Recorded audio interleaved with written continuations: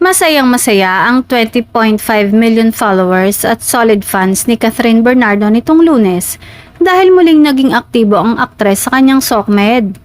Actually, para sa endorsement niyang insurance company ang nasabing Instagram post, pero kiber ng fans, basta happy sila dahil muling nag-post ng latest photo niya ang Asia superstar.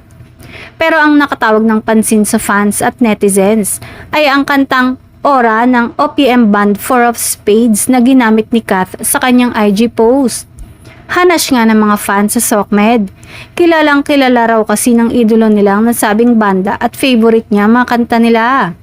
Komento naman ng mga memang cyber citizen. Patama raw ba ito kay Kim Chiu na nag-viral din recently dahil sa Four of Spades?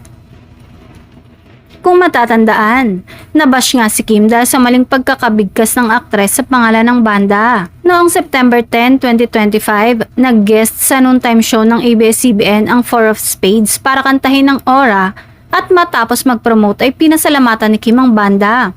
Ngunit sa halip na Four of Spades ay Ivy of Spades ang nasabi niya.